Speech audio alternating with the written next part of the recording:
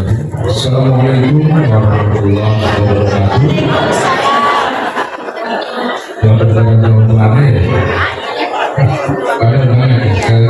Assalamualaikum warahmatullahi wabarakatuh.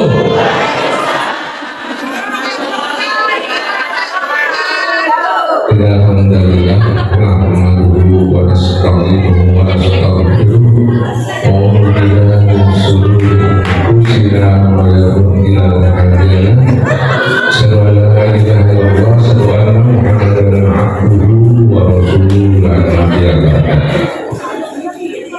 Yang terhormat penceramah kita Syekh Ahmad Al-Misri, kita doakan semoga beliau selalu diberikan kesehatan, keberkahan, dan selalu dalam lindungan Allah Subhanahu wa Ta'ala. Yang saya hormati DMI cabang Kemayoran yang dalam hari ini diwakilkan oleh Sekretaris Pak Kus Haryanto. Yang saya hormati di sini ada Dewi Ranting Kelurahan Sumur Batu, Kelurahan Sedang. Dalam hal ini diwakili oleh Ustaz Tohiri. Yang saya hormati ada di sini hadir rekan saya Bapak Adi Prawira selaku Kasih Keserak Kelurahan Sedang. Ada hadir juga Bapak Keri dan Bilik Kamtipmas Kelurahan Sedang. Dan saya hormati di sini ada Bapak Haji Ligur selaku Ketua RW 02 Kelurahan Sedang beserta jajaran RT-nya dari RT 1 sampai dengan RT 20. Yang saya hormati tentunya di sini ada Bapak Haji yang selaku Ketua RMK RW 02, dan sudah barang tentu yang saya hormati dan saya banggakan Bapak Ustaz Yus Herman selaku Ketua DKM Masjid Al-Hijro beserta jajaran pengurusnya, dan beliau ini selaku Ketua Dewan Suro NU Ranting Kelurahan Sedang. Yang saya hormati dan saya banggakan sudah barang tentu kepada Bapak Ustaz Hamzah selaku Ketua Panitia dari kegiatan Isra dan Mi'raj Nabi Muhammad Sallallahu Alaihi Wasallam di tahun 1445 Hijriah, dan jajarannya sudah tentu serta yang saya hormati dan saya banggakan para ustazah, tokoh masyarakat, tokoh agama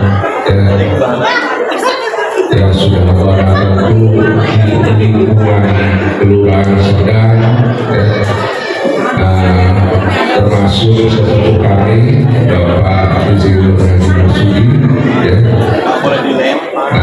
serta Bapak Ibu. Saya grogi kalau lihat para pimpin ini masih saling ibu-ibu masalah cantik-cantik semua nih. Kayaknya kalau ibu nggak seragam kali harus seragam.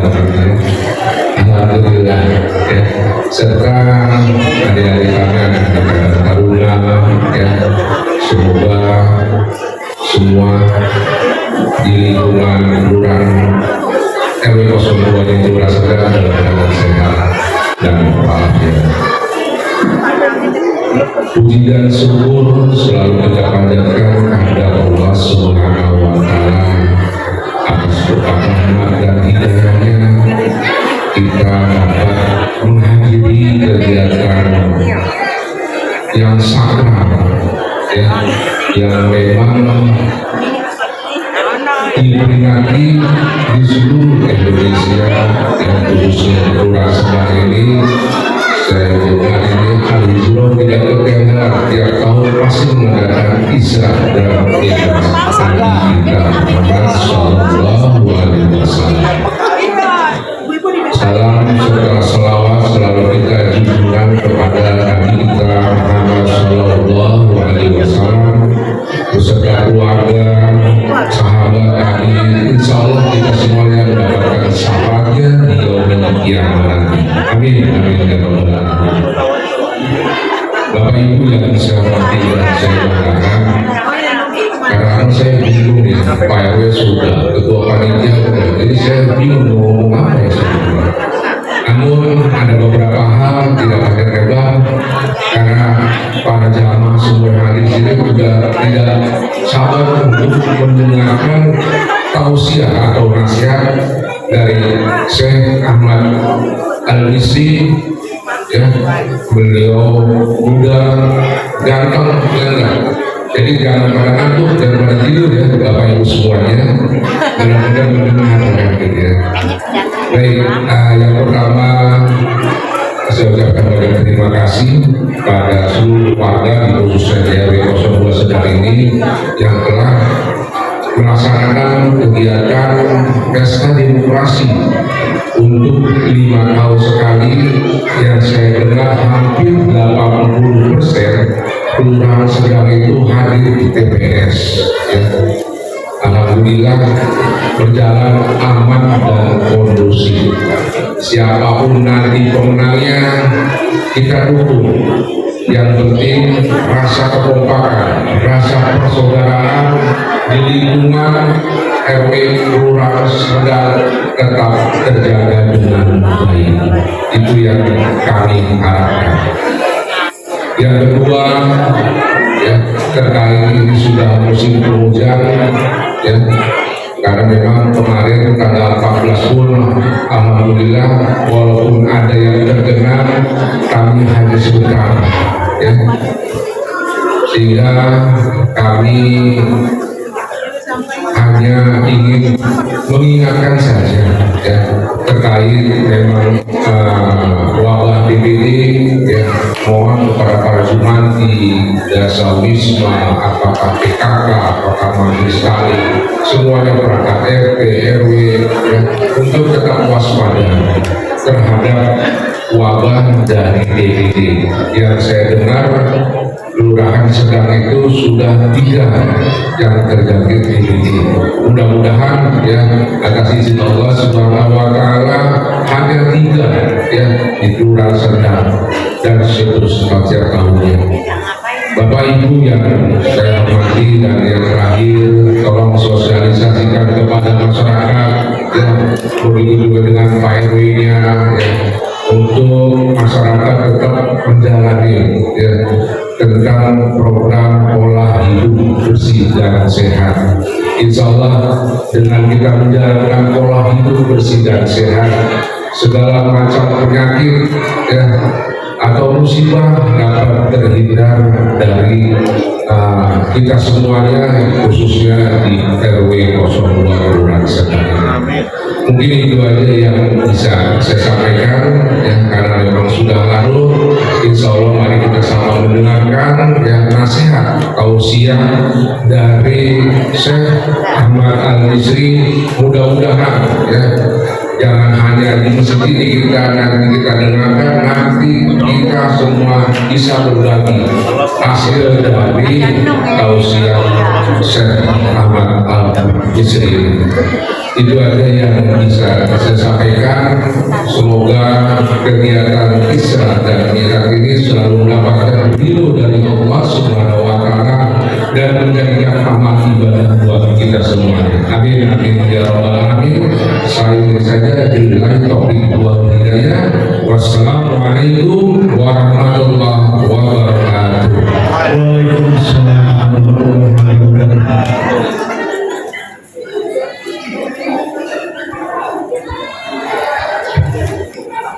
Kepada Bapak Lurah kami ucapkan terima kasih. Bapak Ibu hadirin yang saksikan bersama ceramah agama dalam rangka peringatan Isra Mi'raj Nabi Muhammad SAW dengan tema "Mari tingkatkan iman dan takwa kepada Allah Subhanahu wa Ta'ala dan kecintaan kita kepada baginda Rasulullah SAW" yang akan disampaikan oleh Al-Ustaz Syekh Ahmad Al-Nisri. Kepada Al-Mukarram dengan segala hormat kami persilakan.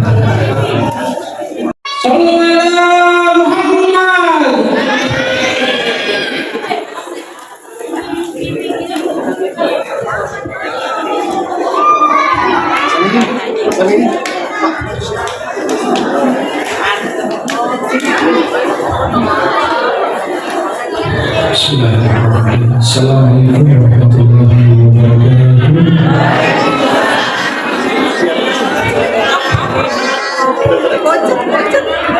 Alhamdulillahirabbil alamin. Wassalatu wassalamu ala asyrafil mursalin sayyidina Maulana Muhammadin wa ala alihi wa sahbihi ajma'in. Asyhadu an la ilaha illallah wahdahu la syarika lahu al-malikul haqqul mubin. Asyhadu anna Muhammadan abduhu wa rasuluh as-sadiqul wa'dul amin wa ala alihi wa sahbihi ajma'in. Para jemaah yang berkata Allah, wahibbukum jami'an fillah, saya mencintai kalian semua karena Allah. Semoga Allah senantiasa mempertemukan kita di dunia dalam taat dan di akhirat di surga Allah Subhanahu wa Ta'ala. Alhamdulillah wa syukurillah, di malam yang mulia ini bisa memandang wajah-wajah penghuni surga Allah. Semoga kita yang hadir di malam hari ini mendapatkan cucuran rahmat Allah Subhanahu wa Ta'ala. Mendapatkan keberkahan dari Allah. Mendapatkan ampunan dari Allah. Hajat kita, permohonan kita, doa kita, urusan kita dikabulkan dan dipermudah oleh Allah. Para jemaah yang dimuliakan Allah, yang saya hormati dan saya muliakan, pengurus Masjid Jami Al-Hijrah beserta jajaran, Ketua Panitia Peringatan Isra Mi'raj Nabi, Bapak Lurah yang hadir beserta Ibu, katanya tadi dikawal sama Ibu, bagus dikawal sama istri daripada istri orang. Yang saya hormati dan saya muliakan Bapak Ketua RW dan RT dan pengurus DMI cabang Mangunan dan seluruh aparat yang hadir, yang mohon maaf saya tidak sebutkan nama yang satu persatu, namun tidak mengurangi rasa mahabbah hormat aziz saya. Seluruh hadirin hadirat, para ustaz-ustazah, tokoh masyarakat, tokoh agama, tokoh adat yang hadir, yang insya Allah senantiasa berada dalam lindungan Allah Subhanahu wa Ta'ala. Maka mohon berkenan saya berdiri saja dulu. Itu yang lebih senang ibu-ibu ya. Saya memilih ke kanan ada ibu-ibu, di kiri ibu-ibu, di depan luar biasa ya. Memang yang mengatur negara ini ibu-ibu juga. Mudah-mudahan para jemaah semua yang hadir senantiasa diberkahi Allah Subhanahu wa Ta'ala. Karena sudah jam 10, jadi kita dulu dari jam habis Isya mungkin berjamaah di sini. Sehabis sholat Isya kita sudah berada di sini, sudah berjam-jam duduk mendengarkan ceramah. Jadikan keberadaan kita di sini manfaat. Mohon maaf, saya kurang berkenan kalau cuma eksis doang, cuma hadir, kita ketawa, kita ngobrol, kita cerita pilpres kemarin, siapa pemenangnya, padahal sudah diatur sama yang Maha Kuasa maksud saya. Jadi kalau momentum Isra Mi'raj benar-benar bahas tentang Rasulullah. Jadi kita hadir di sini ulang bawa ini. Ibu datang di sini untuk hadir majlis saat itu, sudah minta izin kepada suami meninggalkan keluarga. Bapak-bapak demikian, seluruh yang hadir ingin berada di taman surga. Ternyata kadang-kadang kita berubah teman saudara. Jadikan majelis ilmu itu dari awal sampai akhir pembahasan politik. Sedangkan masyarakat sekarang sudah tidak bodoh lagi, sudah cerdas, sudah ada teknologi yang bisa kita nonton, Facebook, YouTube, bahkan kita sudah bisa mengetahui segala-galanya. Kita sekarang sudah pintar, tahu yang halal, tahu yang haram. Maka sekarang kita hadir untuk memperingati Isra Mi'raj Nabi. Jadi kita hadir di sini ingin mendengar tentang Isra Mi'raj Rasulullah. Artinya kita pulang ke rumah bawa ilmu, bawa manfaat. Kadang-kadang saya nanya jemaah, kalau di sebelah rumah saya ada kegiatan, ada acara, saya nanya jemaah, gimana acaranya tadi? Penceramahnya siapa? Si Kiai Fulan. Gimana penceramahnya Fulan? Tadi Habib Fulan, Ustaz Fulan. Terus gimana ceramahnya tadi? Maksud saya kualitas ceramahnya bagus tidak? Yang disampaikan itu ilmu firman Allah sabda Nabi atau tidak? Apa kata jemaah? Ustadznya tadi, kiainya tadi, habibnya tadi lucu banget. Hah? Itu yang kamu dapat dari majlis yang kamu hadir berjam-jam itu. Coba kamu dapat kelucuan saja. Kalau kamu lucu bisa nonton TV, bisa nonton YouTube, banyak lucu. Buat apa dihadirkan? Buat apa meninggalkan kegiatan kemudian kita duduk ternyata pulang tidak bawa manfaat dan ilmu, hanya kita bawa cerita-cerita lucu, kita hanya cuma tertawa saja. Maka saya berharap kita benar-benar mendengarkan dengan sesama, karena pembahasan Isra Mi'raj ini luas. Jadi kita membahas cuma hanya dua hal saja. Bagaimana kecintaan Rasulullah kepada umatnya, kepada pengikutnya. Kita mengaku umatnya Nabi, tapi apakah Nabi mengakui kita umatnya atau tidak? Mohon maaf, kadang-kadang mengaku Muslim tapi perilakunya jauh dari Islam. Senang mengucilkan orang, merendahkan orang, memfitnah orang, menjelekan orang, apalagi urusan pilpres kemarin. Si 1, 2, dan 3, 01, 02, 03, tiga-tiganya Muslim. Tapi sangat membingungkan saya apabila kita saling menjelekan cuma hanya urusan kursi. Betul? Padahal tiga-tiganya warga Indonesia, tiga-tiganya meningkat yang baik. Tidak ada yang berbuat jahat untuk diri, walaupun ada agenda tersendiri bukan urusan kita. Tapi sedih sekali apabila kita di antara kaum muslimin saling memfitnah, saling menjelekan, saling menjatuhkan. Apalagi kita di depan orang bicara si fulan jelek, berarti Anda ini yang paling sempurna. Merasa diri paling sempurna itu sulit orang itu dinasihati. Orang yang paling bodoh dan paling buruk di dunia adalah orang yang merasa dirinya paling benar dan paling suci. Kita beda dengan para nabi dan rasul. Para nabi dan rasul itu mereka lahir sudah terpelihara, maksum, tidak punya dosa kecil maupun besar. Tapi sayang sekali kita ini di antara kita saling menghujat, saling menghina, padahal kita mengaku umat Nabi Muhammad, sedangkan Nabi Muhammad sekalipun tidak pernah berbuat demikian.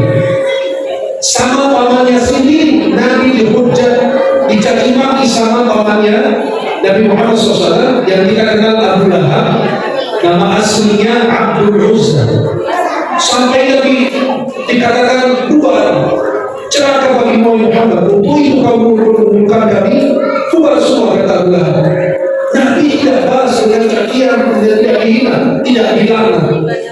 Maka Nabi bersabda, aku diutus membawa rahmah, tidak diutus untuk membawa celaan atau laknat.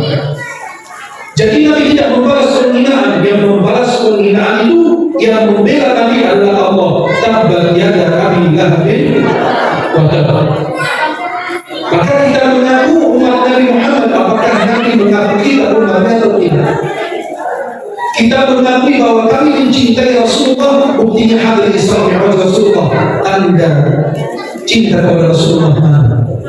Apa yang membuktikan bahwa Anda mencintai Rasulullah? Pertanyaannya itu harus ditanyakan kepada diri kita, apakah Nabi mencintai kita atau tidak? Nabi mengenal kita sebagai umatnya atau tidak? Isra Mi'raj ini perjalanan peristiwa yang sangat dahsyat. Itu sebuah perjalanan hiburan untuk Nabi Muhammad SAW. Allah ingin menghibur Nabi karena Nabi mengalami tahun duka cita, istrinya wafat dan juga pamannya Abu Talib wafat. Sekaligus Allah ingin memberikan oleh-oleh yang berharga kepada umat Nabi Muhammad SAW, tapi Allah undang Nabi langsung. Coba kalau dubes duta besar di Indonesia di luar negeri, kalau presiden ingin sampaikan sesuatu, ada yang namanya hakimah diplomasiya, tas diplomat. Itu tas diplomat itu nggak boleh dibuka oleh siapapun. Dikirim dari Indonesia ke negara tujuan kepada dubes perwakilan Indonesia di negara tersebut. Kalau ada yang disampaikan oleh presiden atau telepon. Tapi apabila presiden memanggil dubes kita di luar negeri, berarti ada perkara yang lebih besar yang disampaikan oleh presiden atau petinggi negara tersebut. Maka Nabi Muhammad SAW adalah utusan Allah untuk kita, dotanya Allah untuk umat manusia. Maka Allah Subhanahu wa Ta'ala undang Nabi secara khusus karena ada perkara yang penting yang ingin disampaikan Allah, adalah perintahnya sholat lima waktu. Itu yang kita akan bahas hari ini. Dan bagaimana kecintaan Nabi Muhammad kepada kita dan Nabi Musa alaihissalam. Kalau cerita kisah Isra Mi'raj, kita tahu Nabi Muhammad SAW diperjalankan dari Masjidil Haram ke Masjidil Aqsa, kemudian Nabi menembus 7 lapis langit, dari langit 1 sampai langit 7, jumpa Nabi Adam, Nabi Harun, Nabi Idris, Nabi Yahya, Nabi Isa, Nabi Yusuf, Nabi Musa, Nabi Ibrahim. Yang kita ingin bahas adalah pada saat Nabi SAW sampai ke langit ke-7, jumpa dengan Nabi Ibrahim, kemudian beliau naik ke Sidratul Muntaha. Nabi SAW berjumpa dengan Allah. Itu yang menjadi pertanyaan para sahabat dan ulama, apakah Nabi melihat Allah secara langsung dengan mata kepala atau dengan mata hatinya? Itu jadi khilaf para sahabat dan ulama. Ada yang bilang Nabi melihat secara langsung, melihat Allah dengan mata kepalanya. Ada sahabat dan ulama mengatakan tidak, Nabi tidak melihat Allah dengan mata kepala, tapi dengan mata hatinya. Wallahu a'lam. Kemudian para jemaah yang berkata Allah, pada saat Nabi berjumpa dengan Allah, Nabi Muhammad SAW diperintahkan di awal 50 waktu. Karena Nabi Muhammad SAW sami'na wa ata'na, kami dengarkan Quran. Pada saat Nabi Muhammad turun di langit ke-6, jumpa lagi dengan Nabi Musa AS. Nabi Musa AS bertanya kepada Nabi Muhammad, apa yang Allah wajibkan kepada umatmu? Apa jawaban Nabi Muhammad? Wahai Musa, Allah wajibkan sholat 50 waktu. Apa kata Nabi Musa? Itulah tanda cinta Nabi Musa kepada umat Nabi Muhammad. Apa jawaban dia? Wahai Muhammad, umatmu tidak bakalan sanggup mengerjakan. Nabi Musa tahu dari mana umat Nabi Muhammad. Suatu saat ada TikTok, ada Facebook, ada Instagram. Halo? Itu tahu dari mana? Kayak Nabi Musa aja sudah tahu bahwa umat Nabi Muhammad ini, Masya Allah, bukan sibuk, tapi menunjukkan ini. Kadang-kadang baca Quran aja, nunggu sholat baru baca Quran. Nunggu orang meninggal baru baca Quran. Nunggu bulan Ramadan baru baca Quran. Lihat, mushaf yang ada di rak-rak Al-Quran sudah tebal debunya. Apabila di rumah seorang muslim, Quran itu dan mushaf ada debunya menempel di buku di Al-Quran tersebut, berarti di hati orang tersebut debunya itu lebih tebal lagi. Lihat rak-rak Al-Quran itu sebentar lagi pada turunkan. Kenapa? Sudah ngomong. Al-Quran itu seolah itu kita butuh Al-Quran. Justru kita tidak butuh waktu membaca Al-Quran, tapi waktu kita yang membutuhkan Al-Quran. Kita tidak menjadi obat. Kita lagi gelisah, kita lagi galau, kita lagi sedih, kita lagi bersuara. Coba baca Al-Quran, ayat Al-Qur'an, surah Al-Fatihah. Tapi dibaca dengan hati. Kadang-kadang kita baca surah Yasin puluhan tahun setiap malam Jumat. tapi sampai sekarang belum hafal-hafal juga. Halo? Halo? Masih hidup? Jadi setiap kali kita baca surat Yasin, ibu-ibu maaf, setiap pengajian Yasin, malam Jumat Yasin, kami bertahun-tahun baca, sudah 10 tahun, 20 tahun baca, sampai sekarang coba lihat, sudah hafal belum? Berarti bacaan itu cuma hanya sekedar lisan, nggak masuk ke hati. Coba kalau diresapi, maaf, lagu kita dengar sekali dua kali karena kita khusyuk fokus mendengarkan, hafal. Giliran Al-Quran gak hafal-hafal, alasannya saya sudah tua. Loh, sudah tua? Pertanyaannya, ada nggak di sini yang sudah lupa surat Al-Fatihah? Gak ada. Ada nggak yang di sini lupa surat Al-Fatihah? Kenapa tidak lupa? Karena dibaca berulang kali. Maka tanda cinta Al-Quran adalah membaca. Tanda setia Al-Quran adalah murajaah, ulang hafalannya. Maka Nabi Muhammad SAW pada saat turun ke langit keadaan, ditanya Nabi Musa apa yang Allah wajibkan kepada umatmu, kata Nabi Muhammad 50. Kata Nabi Musa umatmu tidak sanggup. Nabi Musa tahu dari mana? Karena ternyata umat Nabi Musa mendapatkan perintah lebih banyak lagi dan mereka tidak kerjakan. Nabi Musa berbagi pengalaman, hati-hati umatmu hampir sama nanti dengan umat saya. Kembali irji' ila rabbika fas'alhu takhfif. Kembali kepada Rabbmu, minta keringanan. Coba kalau 50 waktu, halo? Halo? Masih hidup? Coba kalau 50 waktu, kita 5 waktu saja, ya baru zuhur, asar aja ya. Baru asar, itu kan mendekati kiamat, Allah cabut berkahnya waktu. Di antara dari kiamat, berkah waktu dicabut. Coba lihat dulu. Terasa hari itu panjang banget siang hari. Sekarang kayak cepat banget gitu ya. Baru selesai subuh, makan siang, tiba-tiba ngobrol, ngopi, udah azan asar. Selesai asar, sebentar udah maghrib, sebentar udah isya, sebentar udah subuh. Subhanallah. Berasa baru tidur, udah azan subuh lagi. Itulah apa? Dicabut berkahnya waktu. 5 waktu saja kita merasa berat. Ya udah azan subuh aja. Ya udah asar aja. Coba kalau 50 waktu kita tidak punya waktu lihat handphone, kita nggak punya waktu ngobrol sama istri, nggak punya waktu kerja. Bayangin 50 waktu kayak gimana sehari semalam. Wih, itu sudah sebentar azan lagi, sebentar azan lagi, sebentar azan lagi. Masih di WC, azan lagi. Belum kelar makan, udah azan lagi. Subhanallah. Akhirnya Nabi Muhammad kembali kepada Allah. Itu tanda cinta Rasulullah kepada kita. Kan Nabi Muhammad bisa bilang sama Nabi Musa, aku gak berani masuk sama Allah, aku tidak ditinggalkan. Tapi karena cinta sama umat, Nabi peduli perhatian kepada kita, Nabi kembali kepada Allah. Terus kembali lagi ke Nabi Musa, diingatkan lagi. Kembali minta keringanan kata Nabi Musa. Terus minta keringanan lagi. Nabi Muhammad antara Nabi Musa dan Allah bolak-balik sampai 5 waktu.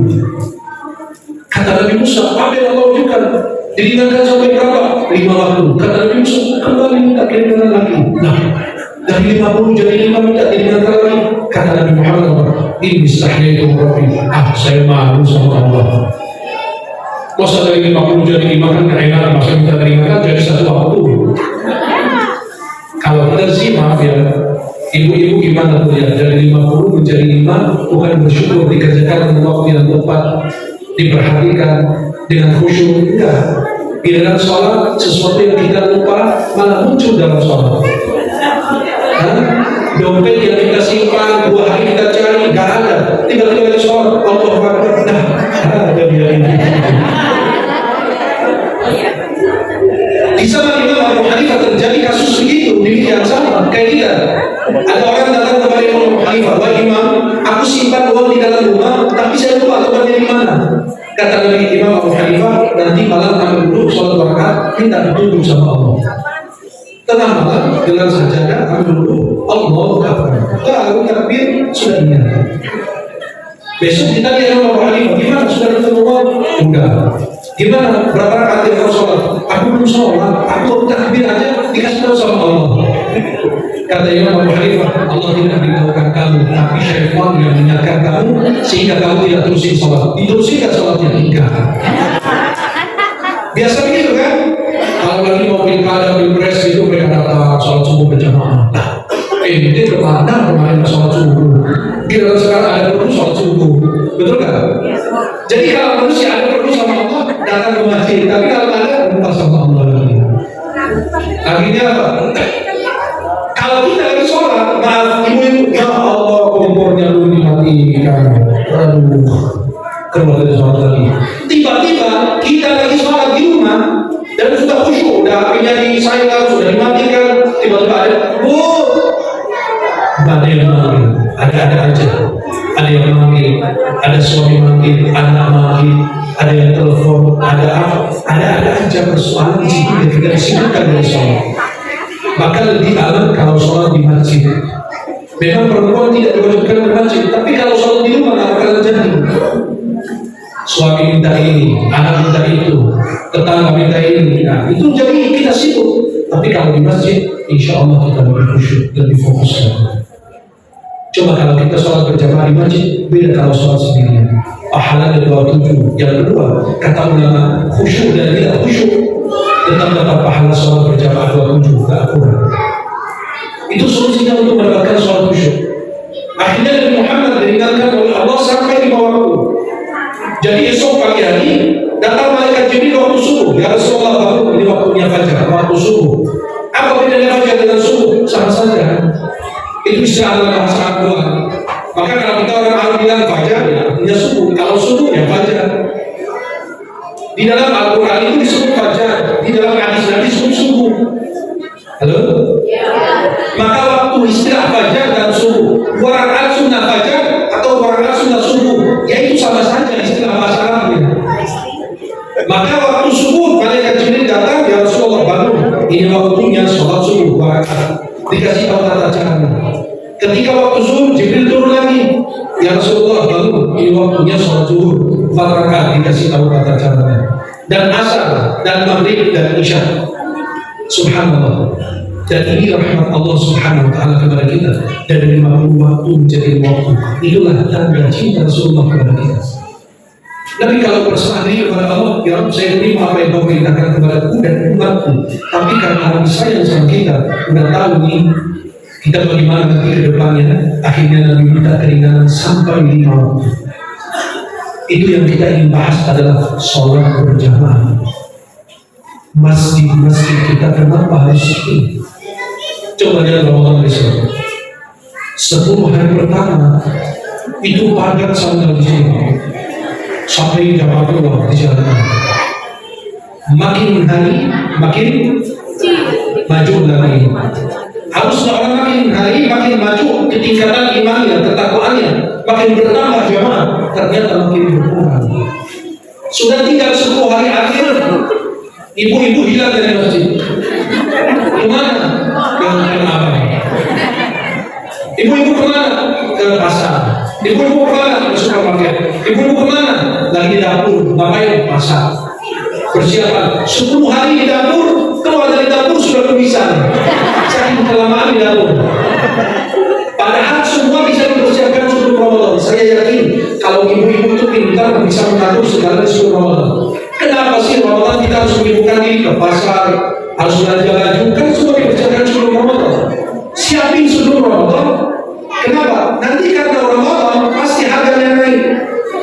Maka sebelum Ramadan dipersiapkan. Jadi ibadah Ramadan itu tidak terganggu. Fokus kita ibadah. Maka para jemaah yang Allah Subhanahu wa taala, makin hari makin maju. Saya pertama kali datang ke Indonesia tahun 2010. Saya datang dari Mesir. 2018 saya menjadi warga negara Indonesia. 2 kali ikut nyoblos. Tapi luar biasa. Yang pertama nyoblos, ya begitulah. Jadi para jemaah yang dimuliakan Allah, saya pertama kali datang ke Indonesia. Saya diminta jadi imam tarawih. Biasa kalau di Timur Tengah sholatnya panjang, doanya panjang. Di sini ternyata maunya yang pendek-pendek, gak laku yang panjang-panjang. Saya imam, saya baca. Akhirnya saya bilang sama jemaah, itu mereka sholat tarawih itu 11. Kan ada kultum, kuliah terserah antum harus sholat isya. Sebelum tarawih ada kultum sebentar. Saya nanya jamaah, mau masuk surga enggak? Mau. Yakin? Yakin. Ya udah, tarawih malam ini kita bagi surat Al-Baqarah. Astagfirullahaladzim. Ibu-ibu ngamuk mereka. Allah, ini tak pulang aja katanya. Lah, orang ngajak masuk surga masa nggak mau? Kalau diajak ke toko emas mau banget. Jalan kaki aja mau. Naik tanah abang 7 lantai, muter keliling semua toko. Bila kan turun tanya suami, gimana mungkin? Agak jauh dikit karena pada tadi nggak bisa lagi. Ya Allah jauh banget. Nah, bila 7 lantai muter, bila kan suruh jalan dikit aja nggak mau. Akhirnya apa? Saya nanya, mau nggak masuk surga? Mau. Ya udah, malam ini kita baca Al-Baqarah. Kata jemaah, jangan kelamaan. Al-Baqarah itu kalau dibaca cepat 3,5 jam. Kalau dibaca cepat ya.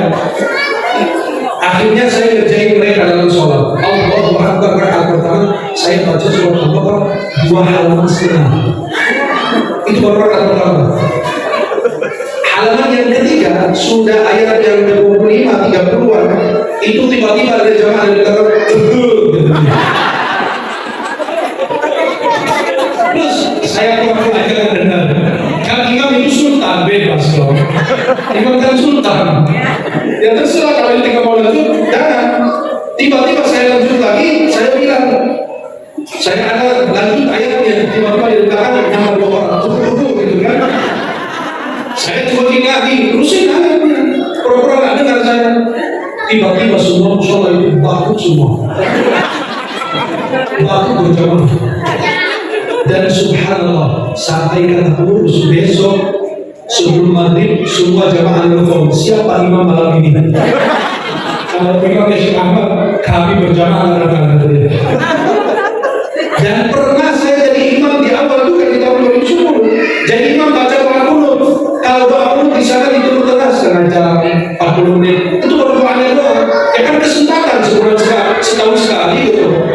Saya pas baca doa, terus saya berdoa terus tiba-tiba ada di belakang yang nangis lagi. Saya karena bilang Masya Allah ini khusyuk nih, berarti Allah bukakan pintu rahmat. Ya bukan saya khusyuk doanya. Sampai teriak gitu. Tapi tangisan nggak tahu tangisan khusyuk atau tangisan gelisah atau emosi. Selesai terkulut, bapak ibu lagi duduk belum joinkan juga. Saya bilang malam ini khusyuk Masya Allah, ada yang sampai nangis. Sadis bukan nangis, sadis kan sampai kelamaan 40 menit doanya. Padahal para jemaah kita Ramadan itu setahun sekali. Ya, kalau masjid-masjid kita sepi, sayang sekali ini sebentar lagi persiapan Ramadan. Kalau kita tidak manfaatkan bulan Ramadan, kapan kita bisa menikmati sholat kita? Maka para jemaah, sholat ini adalah rukun dalam Islam, tiang dalam agama. Coba kalau bangunan bertiang, bangunan hancur. Tidak ada ibadah apabila kita tinggalkan menjadi kufur kecuali sholat. Dan membeda antara orang muslim dan orang kafir adalah sholat. Sampai Nabi SAW mengatakan dalam hadis ini, bagaimana kalau ada di depan rumah kalian sungai mengalir airnya, kalian berenang dan mandi di situ setiap hari 5 waktu, 5 kali. Apakah masih tersisa kotoran di badannya? Kata sahabat, tidak ya Rasulullah. Kata Nabi, begitu sholat 5 waktu menghapus dosa-dosa kita. Sepi Nabi SAW meringankan sholat kita dari 50 menjadi 5 waktu, tapi masjid kita sepi. Coba datang sholat subuh, yang hadir sholat subuh usia 60 ke atas, ya, yang hadir sholat subuh yang sudah sehat, ada anak muda kembali. Maka setiap orang tua wajib untuk menghadirkan keluarganya di masjid. Walaupun istrinya tidak wajib sholat berjamaah di masjid, tapi kalau tidak dibiasakan, anak-anak tidak bakalan mengikuti orang tua. Orang tua harus menjadi contoh paling depan. Suami istri bangunkan anak. Bila itu kasihan dia baru tidur tadi, kasihan sama dia di dunia atau kasihan sama dia di akhirat ketika disiksa oleh Allah. Kamu tidak kasihan anakmu dipisahkan dari keluargamu nanti, dan jangan beranggapan bahwa kita akan masuk surga karena lagi ibadah. Tidak, akan dipegang dari bajunya oleh anak kita. Ya Allah, hukumlah ayah saya, ibu saya, karena dia di dunia tidak pernah mengajar saya ibadah di masjid. Maka sholat ini jangan sampai tertinggal. Sampai seorang ulama salaf mengatakan 40 tahun tidak pernah dikomandangkan azan kecuali saya berada di masjid. Ada orang ditegur sama temannya, kenapa kau datang sebelum azan, bukan nunggu azan kayak kita yang nunggu kamu baru datang. Ditegur temannya, kenapa kau datang sebelum azan? Apa kata beliau? Azan itu peringatan orang lalai. Orang yang lupa waktu sholat, maka azan itu mengingatkan dia masuk waktu sholat. Dan saya tidak mau termasuk orang lalai. Seorang ulama salaf mengatakan 40 tahun tidak pernah saya ketinggalan takbiratul ihram. Takbiratul ihram 40 tahun. Kita 40 waktu masih gagal. 40 hari masih gagal. Ini beliau 40 tahun. Nabi SAW istirahat di dalam sholat. Kalau kita istirahat dari sholat, alhamdulillah sudah selesai subuh. Alhamdulillah sudah selesai masa. Terasa sholat itu sebuah beban bagi kita. Sedangkan Allah berfirman, wa innaha lakabiratun illa 'alal khashi'in. Sholat ini terasa berat kecuali bagi mereka yang khusyuk. Orang yang khusyuk itu apa? Yang tidak banyak gerak dalam sholat, yang fokus kepada ibadahnya, memperhatikan bacaan-bacaannya, mempersiapkan diri sebelum waktu, bukan nunggu iqamah baru balakan buru-buru lari ke masjid, lari ke sholat berjamaah. Jadi dia nggak bisa fokus. Beda dengan orang yang datang sebelum azan, sudah duduk di masjid, sudah berzikir, sudah beristighfar, memohon ampun, ikut sholat bersama imam dengan takbiratul ihram. Saya yakin fokusnya dalam ibadah itu lebih besar dibanding orang yang berburu-buru datang dalam sholat. Para jemaah yang dimuliakan Allah Subhanahu wa taala. Sholat ini adalah rukun dalam agama Islam. Sahabat kita syahadat, sholat dan semua perintah Allah diterima oleh Nabi di dalam bumi, di muka bumi melalui Jibril. Perintah zakat, perintah puasa, perintah haji, perintah umrah, itu semua diterima di muka bumi kecuali perintah sholat. Allah undang Nabi langsung, Allah perintahkan sholat. Semua rukun Islam kita tinggal kecuali dua, syahadat dan sholat. Puasa bisa ditinggal tidak? Bisa tidak? Bisa kalau orang sakit dia berkepanjangan atau sakit sementara waktu. Kalau sementara waktu dia batal puasa berbuka nanti dia tolong. Tapi kalau dia sakit dia berkepanjangan tidak diharapkan kesembuhan, dia bayar fidyah. Kalau kita tidak punya harta, wajib zakat kan? Wajib zakat tidak? Tidak, karena kita punya uang. Kalau kita tidak punya uang, wajib haji? Tidak. Tapi kalau kita sehat maupun sakit, wajib sholat tidak? Apapun kondisi Anda dalam kondisi sehat maupun kondisi sakit, jangan sampai kondisi sakit, dalam kondisi perang saja kita diajarkan namanya sholatul khawf. Sholat dalam keadaan ketakutan. Orang sedang perang malah disuruh sholat. Nabi sebelum wafat SAW mengingatkan kita as-sholat, as-sholat.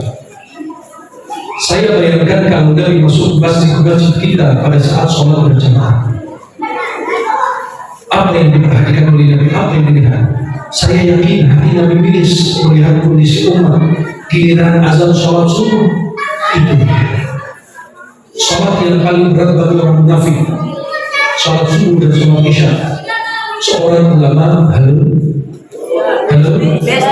seorang ulama ditanya, kenapa waktu pagi hari itu, waktu subuh itu hawanya, udaranya segar?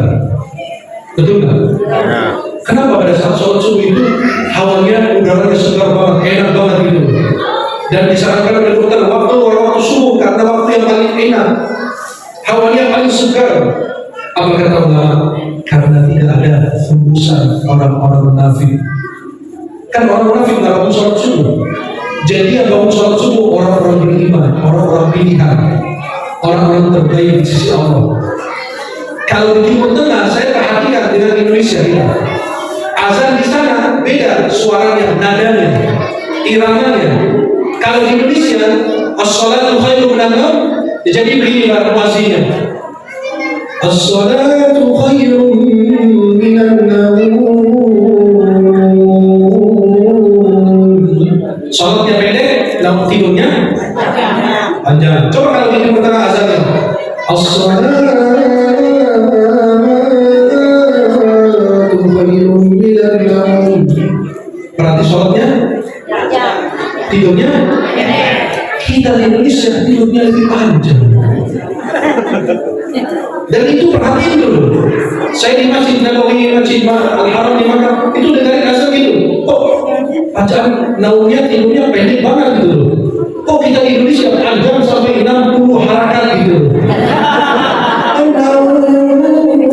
Maka gak ada yang tidur, gak ada yang bangun, semua pada tidur. Sampai subhanallah, itu sering terjadi loh. Pas mau azan 3-5 menit lagi, setengah jam lagi, 20 menit lagi, kita terbangun, melek. Tiba-tiba ada yang bilang apa? Syaitan bilang, bangun dulu saya, mesti lama. Nanti tidur dulu, nanti saya bangunin. Betul nggak? Baru terasa kayak baru tidur sebentar, pas melek lagi, udah jam 6 pagi. Betul nggak? Astagfirullah, ternyata mereka yang sesat di sini. Aduh, ngeri sekali itu. Itu sering terjadi loh sama sholat. Maaf, sampai jamaah bilang, ingatkan waktu sholat, terutama sholat malam. Sholat malam itu adalah sholat terbaik sesudah sholat 5 waktu. Karena tidak ada dia, kita hanya berdoa sama Allah, tidak ada yang lihat, karena tertutup di dalam rumah. Ada ibu-ibu bilang, Syekh, saya udah bertahun-tahun bikin sholat tahajud, gak bisa-bisa. Loh, gampang sekali, ibu gak usah sholat tahajud loh. Caranya cuma 3 loh. Yang pertama, pasang niat. Yang pertama, pasang ini, diniatkan sebelum tidur. Ya Allah, mudahkan hamba ini untuk sholat tahajud. Yang kedua, pasang alarm. Yang kedua, yang ketiga, minum air 1 botol. Saya yakin pasti kalau tengah malam. Betul nggak? Apa ini? Astagfirullah. Kirain mau bilang mau bangun dulu gitu. Kan ada bahasa yang lebih santun lagi ya. Kalian nggak bisa bermain kata ini. Jadi kita bangun pasti tengah malam. Maaf, ada yang bilang saya nggak bisa tahajud. Loh, giliran urusan perut tengah malam yang mules, bangun tidak? Giliran urusan perut tidak lagi ke kamar mandi. Giliran panggilan Allah tidak bangun. Maaf ya Bapak. Kadang-kadang kita ada pesawat jam 5 pagi subuh, jam 6 pagi, dari jam 2 sudah di bandara. Kok bisa bangun? Takut ketinggalan pesawat. Tapi di dalam azan subuh kita malah bangun jam 5, setengah 6, jam 7. Giliran pesawat takut ketinggalan. Tapi giliran panggilan Allah sering kita ketinggalan dan diabaikan. Maka Allah berfirman, "Fawailul lil musallin alladzina hum 'an shalatihim sahun." Kita tidak ada berhenti di situ, Pak. Kalau kita baca dalam imam sholat atau baca sendiri, fawailul lil musallin jangan berhenti di situ. Kecuali kalau ada hadis. Kalau sampai saya baca fawailul lil musallin, kehabisan nafas, ulang lagi. Biar disambung dengan yang berikutnya. Biar artinya sempurna. Celaka bagi mereka, bukan yang lalai di dalam sholat, tapi lalai dari sholatnya. Artinya apa? Kata ulama, orang yang menunda sholatnya akan mendapatkan wail di neraka jahanam. Menunda sholat tetap dirasa, apalagi orang yang pernah sholat. Itu musibah lebih besar. Sampai ada ulama mazhab mengatakan apabila seorang istri punya suami tidak sholat, wajib tidak dipisahkan karena dia seorang kafir. Ya Allah, itu ulama tegas itu masalah sholat. Giliran pesawat jam 5, jam 4, dari jam 1, jam 12 sudah di bandara dan melek bro, takut ketinggalan pesawat. Tapi di dalam sholat subuh, pada saat datang ke masjid, udah iqamah baru melek. Wah, baik. Pada saat kita mau berangkat ke bandara, ada pertemuan pagi hari, kita sudah siap rapi pakai baju yang bagus, sikat gigi di dalam sholat subuh. Maaf ya, belum mandi, belum sikat gigi, langsung Allahu Akbar, muak lagi. Dan sebelah kita pingsan, bau naga lagi. Halo? Ya. Jadi kan kita punya siwak, kita sikat gigi subuh. Kenapa? Kita menghadap Allah. Giliran kita menghadap pejabat, sesuatu yang paling bagus, sesuatu yang paling bagus. Ini manusia, nggak bisa buat apa-apa. Hanya kehendak Allah saja yang dilakukan. Tapi giliran menghadap Allah saja, pensinya sudah maaf, sudah tidak layak. Tapi giliran ketemu pejabat, ketemu ini, ketemu usaha, ketemu orang besar, yang dia berjuang terapi. Giliran Allah kita pakai yang biasa saja. Tapi giliran manusia, kita pakai berkarya yang luar biasa. Para jemaah berkat Allah, harapan saya adalah jadikan hidup Islam yang ini mengingatkan dua hal. kecintaan Rasulullah kepada kita, ringankan sholat 50 dan sampai 5. Yang kedua, jangan sampai kita abaikan sholat yang diperjuangkan oleh Rasulullah. Nabi lagi sakit, sholat. Nabi lagi perang, sholat. Dan Nabi sebelum wafat mengingatkan as-salat, as-salat. Hubungan hamba dengan Allah adalah sholat. Apabila hubungan kita dengan Allah putus, jangan berharap bahwa hubungan kita dengan manusia akan lurus dan mulus. Apabila hidup kita bermasalah, berliku-liku, masalah kita datang bertubi-tubi.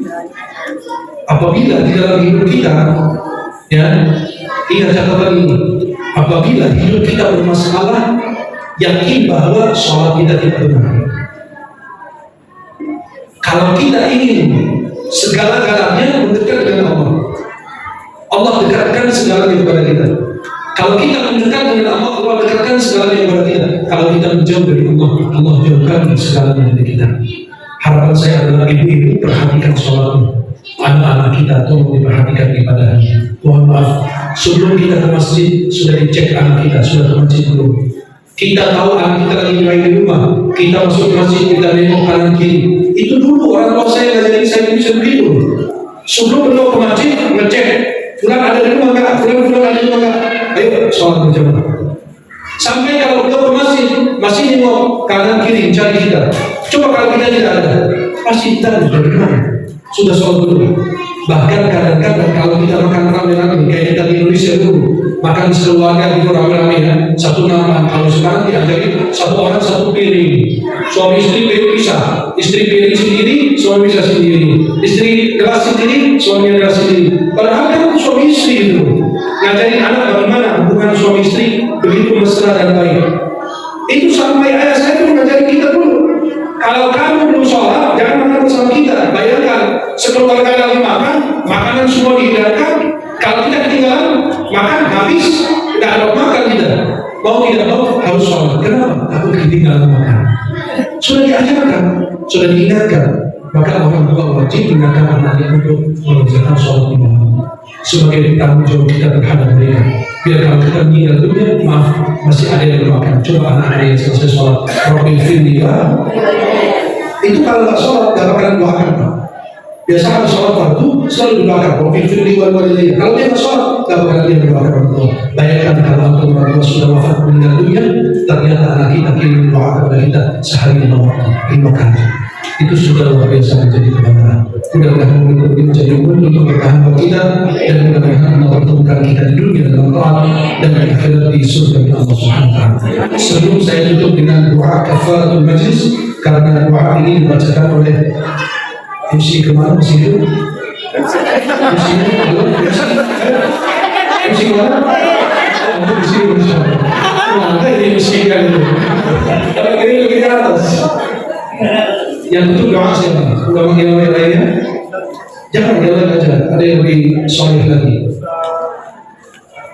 Ya kan? Nanti beliau itu dengan doa. Sebelum saya tutup dengan doa, saya ingin buat perjanjian. Setuju nggak? Setuju tidak? Mohon bergandengan tangan. Pegang tangan yang kanan, pegang tangan yang kiri. Jangan sampai salah pegang istri orang. Silakan bapak-bapak dengan segala hormat. Ibu-ibu sambil duduk saja. Ingin bergandengan tangan. Pegang tangan yang kanan dan kiri. Ikuti bacaan saya. Bismillah. Alhamdulillah. Wassalatu wassalamu ala Rasulillah. Wahai saudaraku, aku mencintaimu karena Allah. Wahai saudaraku, aku mencintaimu karena Allah. Sebagaimana engkau mencintai aku karena Allah. Wahai saudaraku, jika engkau masuk surga, bawalah saya bersamamu.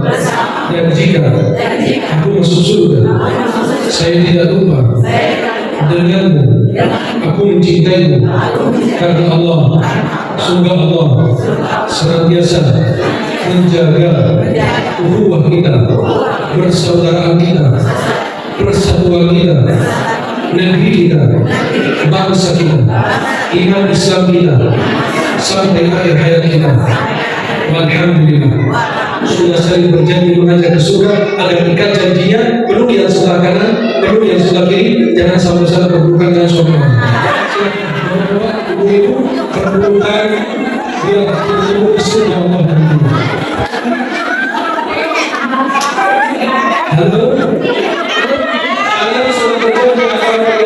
saya belum. Jika kalian masuk surga lebih awal, mohon agar menunggu saya di surga biar masuk surga bersama, setuju? Tapi kalau saya masuk surga lebih awal, saya langsung masuk, tidak menunggu kalian.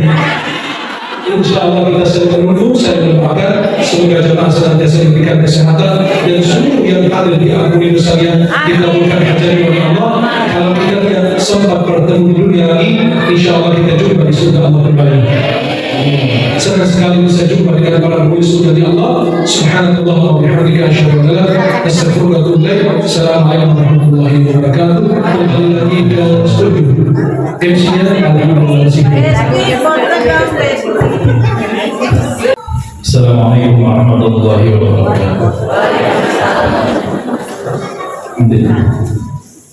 Di akhir pertemuan kita dalam acara peringatan Isra dan Mi'raj, marilah kita cari keberkahan dari apa yang kita simak. Mudah-mudahan apa yang kita simak menjadikan dan juga di pikiran kita sehingga ada sebuah perubahan setelah acara yang kita ikuti. Astagfirullahaladzim, astagfirullahaladzim, astagfirullahaladzim. A'udzubillahi minasyaitonir rajim. Bismillahirrahmanirrahim. Alhamdulillahirabbil alamin, hamdan syakiran, hamdan lillahi mazidah. Ya Rabbana lakal hamdu kama yanbaghi li jalali wajhika wa 'azimi sultanik. Allahumma shalli ala sayyidina Muhammad wa ala sayyidina Muhammad. Salatan tunjina biha min jami'il ahwal wal afat wa taqdirana biha jami'il hajat wa tutahhiruna biha min jami'is sayyi'at wa tarfa'una biha indaka 'ala darajat wa tuballighuna biha sururiyat jami'il khairat wal barakat wal mamat. Rabbana amanna bima anzalta wa wasdaqna syahidin. Allahumma sahhil umurana wa umur walidina wa umur aqribina wa umur asatidina wa umur man ahsana ilayna wa umur lil muslimin wal muslimat wal mu'minin wal mu'minat fi masyariqil ardi wa maghribiha barri wa bahri. Umuruna umur dunya wal akhirah. Rabbana amanna bima anzalta wa wasdaqna syahidin. Allahumma inna nas'aluka salamatan fid din wa 'afiyatan fil jasad wa ziyadatan fil 'ilmi wa barakatan fil rizq wa tawbatan 'inda al-maut wa rahmatan 'inda al-maut wa maghfiratan ba'da al-maut. Allahumma hawwin 'alaina fi sakaratil maut wa najatan min fitnatil hisab. Ya Allah, ya Tuhan kami, ampuni segala dosa kami, dosa kedua orang tua kami, dosa nenek moyang kami, dan terimalah segala amal ibadah yang telah kami lakukan ya Allah ya Tuhan. Dan ampunilah segala dosa pada pendahulu kami, pada pewakaf daripada masjid ini, dan semua saja yang telah berjuang untuk berdiri tegak di masjid ini sehingga kami dapat bisa melaksanakan atau memanfaatkan daripada jasa-jasa mereka. Ampuni dosa kami dan dosa mereka. Allahumma ighfir lahu warhamhu wa'fu anhu. Allahumma ighfir lahu warhamhu wa'fu wa'qdim nuzulahum wa wasi' madkhalahum wa ghsilhum bil ma'i wal thalji wal barad wa naqihim minal khataaya kama yanqqa thawbul abyad min ad-danas wa abdilhum naran khairan min darihim wa ahlan khairan min ahlihim wa zawjan khairan min zawjihim wa adkhilhum jannata wa min adhabin nar. Rabbana atina fid dunya hasanah wa fil akhirati hasanah wa qina adzaban nar. Wa sallallahu ala sayyidina Muhammadin wa ala alihi washabbihi ajma'in. Subhana rabbika rabbil izzati amma yasifun wa salamun ala mursalin walhamdulillahi rabbil alamin. Terima kasih kepada Bapak Ustaz Sofyan Syafii yang telah memberi doa untuk. Saya akan ucapkan sekali lagi, saya ucapkan terima kasih kepada Ustaz Syekh Ahmad Al-Mufti yang telah menyampaikan ceramah agamanya. Semoga apa yang beliau sampaikan dapat kita pahami dan kita bisa sehari-hari. Amin Allahumma amin. Hadirin yang kami hormati, usialah sudah serangkaian acara pada malam hari ini. Oleh karenanya mari kita tutup dengan bacaan hamdalah. Alhamdulillah.